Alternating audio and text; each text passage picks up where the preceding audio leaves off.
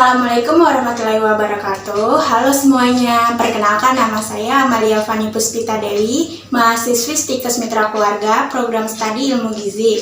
Video ini saya buat untuk memenuhi ujian praktikum ilmu bahan pangan. Sebelum kita memulai praktikumnya, kita akan mengganti baju terlebih dahulu menggunakan APD yang sesuai. Nah, sekarang saya sudah ganti APD yang sesuai untuk praktikum. Sebelum praktikum, ada baiknya jika kita mencuci tangan dengan sabun dan air untuk mencegah virus, kuman, dan bakteri. Langkah yang pertama, basahi tangan dan tuangkan sabun di telapak tangan. Kemudian gosokkan sabun yang telah dituangkan pada tangan. Lakukanlah cuci tangan ini sesuai aturan WHO dengan waktu sekitar 20-30 detik saja.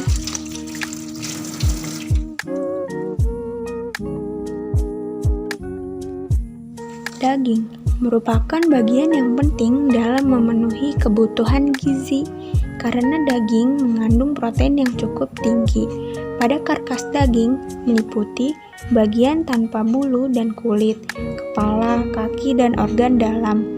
Daging yang saya pakai adalah daging sapi bagian paha depan yang biasa digunakan untuk olahan rendang.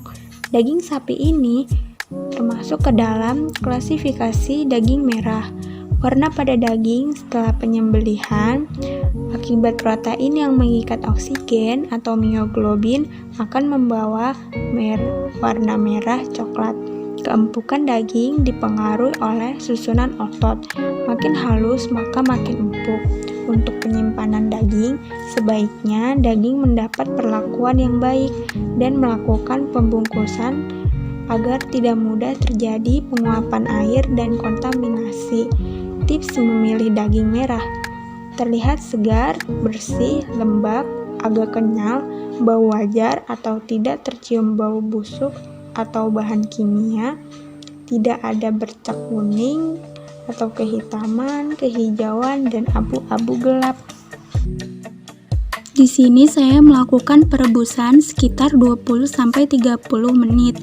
Saat merebus tidak boleh terlalu lama, karena saat perebusan diikuti penurunan kadar air dan penurunan kadar protein, sehingga lamanya perebusan dapat mempengaruhi kandungan nutrisi. Menurut jurnal Nurhyawangsah 2004, jika kita perhatikan, daging yang sebelum direbus dan sesudah direbus akan berbeda warnanya. Berubahnya warna daging menjadi coklat ketika dimasak disebabkan oleh proses oksidasi atom besi yang terkandung dalam mioglobin. Proses perubahan warna daging menjadi coklat hanya berlaku pada jenis daging merah. BDD daging yang saya miliki adalah 70 gram. Dalam healthy eating, setiap hari kita membutuhkan sekitar 0,8 hingga 1 gram protein per kilogram dari berat badan. Sebab mengonsumsi banyak daging yang melebihi kebutuhan bisa berdampak buruk bagi kesehatan. Daging unggas merupakan sumber protein hewani yang baik karena kandungan asam amino esensialnya lengkap, serta dagingnya pendek dan lunak sehingga mudah dicerna. Kalori yang dihasilkan daging unggas lebih rendah dibandingkan dengan nilai kalori daging sapi. Karkas untuk unggas yakni tanpa darah, bulu, kepala, kaki, dan organ dalam.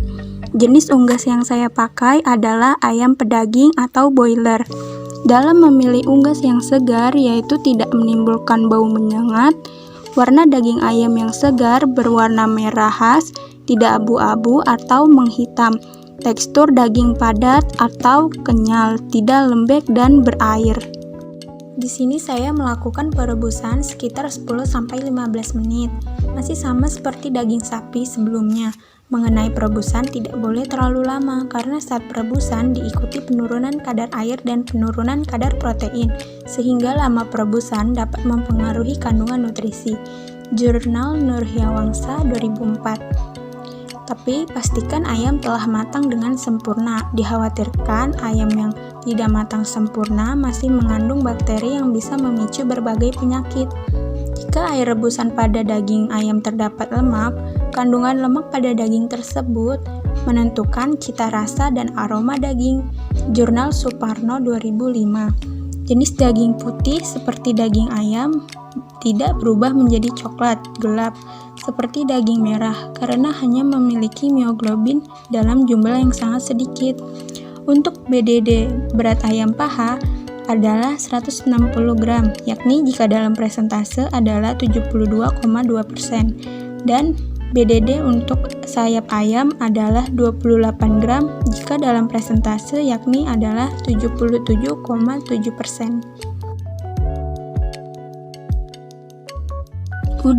Udang memiliki nilai gizi yang tinggi, namun juga tinggi akan kolesterol.